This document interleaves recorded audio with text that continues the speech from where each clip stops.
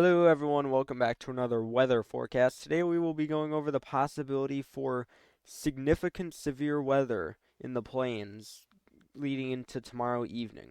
But today we're going to quickly start it off over here in the tropics.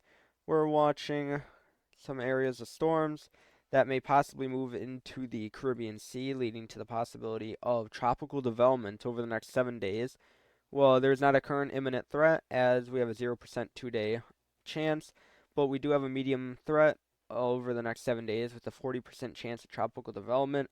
And this tropical storm, or whatever it becomes, if it does become anything, could move off into the Gulf, could swing out to the ocean, or may do some weird things over here.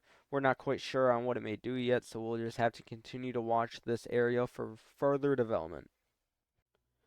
Bring it over here to the Storm Prediction Center. We can see our day 1, day 2, and day 3 outlooks for severe weather. And today we have a marginal risk extending from the Oklahoma area all the way up to Iowa here. And I'm not expecting anything big out of this. There's less than 2% chance for a tornado within all areas. We do have a 5% chance for isolated damaging winds of 60 miles per hour or higher.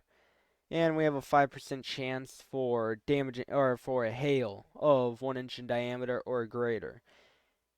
And if we bring it over here to the day 2 outlook, we can see we're hitting it off strong with something we haven't seen in quite a while, an enhanced risk of severe weather on our day 2 outlook.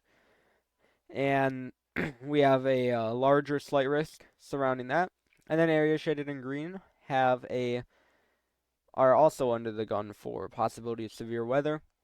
Areas shaded in green have the possibility for isolated severe weather. Areas in the yellow, we're a little more confident on the possibility for wind, tornadoes, and hail. And then areas in the orange, we are more confident than anything that we could see a possibility of a tornado or even a strong one, damaging wind gusts, and damaging hail. If we bring it over here to the tornado outlook, we can see that we have something we haven't seen in a while. We have a 10% hatched risk of tornadoes. Now, we did see one from Hurricane Milton. So we have seen this lately, but we haven't seen the severe weather setup bring this in a little while. So areas in the 2% green shade here have a 2% chance for tornadoes within 25 miles of any given point. And then areas in the brown have a 5% chance for tornadoes. And then areas in this 10% here have a 10% chance of seeing tornadoes within 25 miles of any given point. And this area here in the black outline with the dashes are under a hatched risk. And what that means is that there is a possibility that we may see a strong tornado of EF2 or greater. So there's a possibility for strong tornadoes tomorrow. Our wind outlook here, we have a 5% wind outlook for the marginal area, a 15% outlook for the yellow area here, which is our slight risk. And then our enhanced risk, we have a 30% chance for damaging winds. So tornadoes and wind look to be the main threat tomorrow, along with the possibility of a 15% chance for hail. So overall, I think the main story tomorrow is probably going to be the damaging wind and possibility for tornadoes. So tomorrow will definitely kick off our secondary severe weather season, bringing it up with an enhanced risk for a 10% hatch for tornadoes. So we will be live tomorrow for this 10% hatched and hope to be as live as long as we're needed. So make sure you stay tuned for that. And if we bring it over here to the simulated radar on the HRRR, we can get an idea of what the radar may look like in these areas as the storms fire off.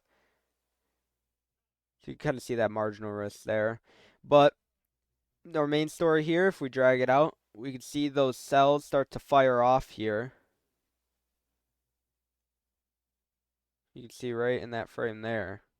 These cells really start to fire off. And if these do manage to stay more discreet, we could look at the possibility for stronger tornadoes. And then if we drag this out, we can see that they form more of a linear line.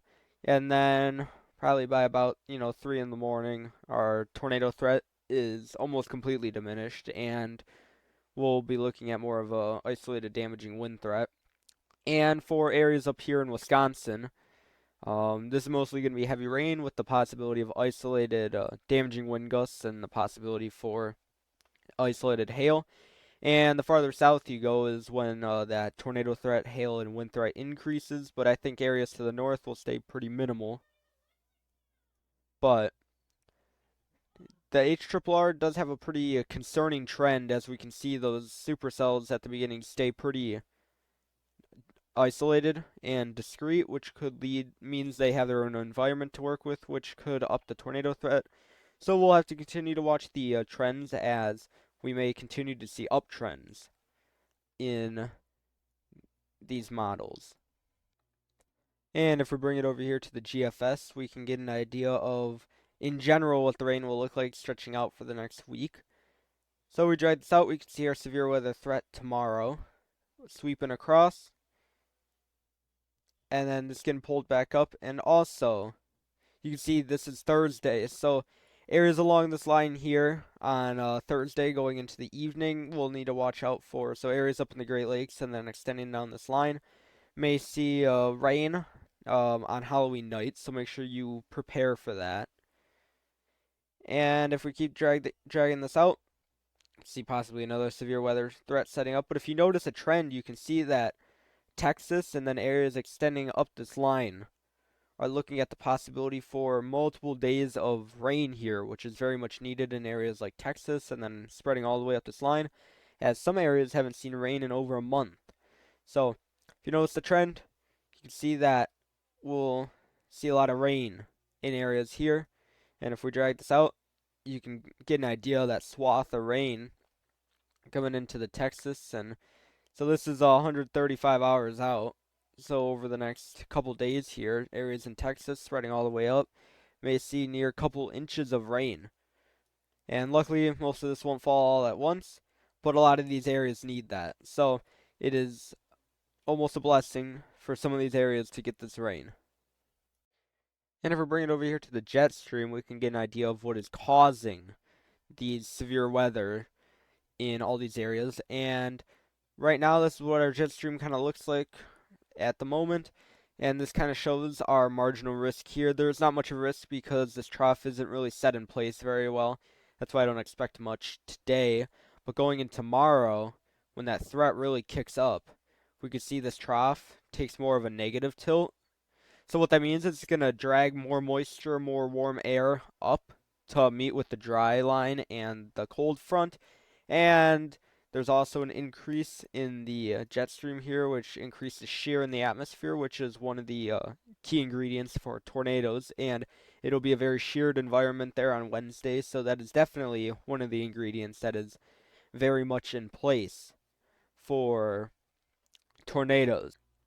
And the last thing we will be going over today is our 6 to 10 day temperature outlook and our 6 to 10 day precipitation outlook. We can see that trough and ridge set up very well, where it's split down the middle, bringing that severe weather where the two meet up. That trough is dipping down here with below average temperatures out to the west, and then here in the east it'll be above average.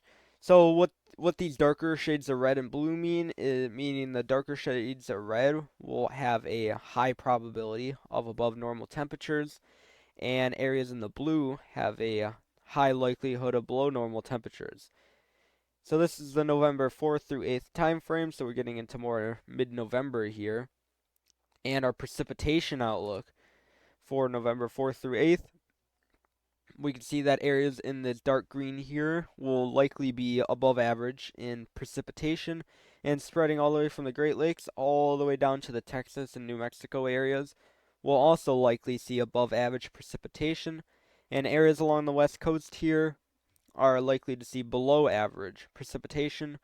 But overall, the areas in the green also happen to overlap with areas that really badly need this, as if we look at the drought monitor here, we can see that the Texas region here, some of these areas, most areas that are going to have a lot of rain over the next couple days here are currently under a moderate to severe drought, with some areas being under an exceptional drought.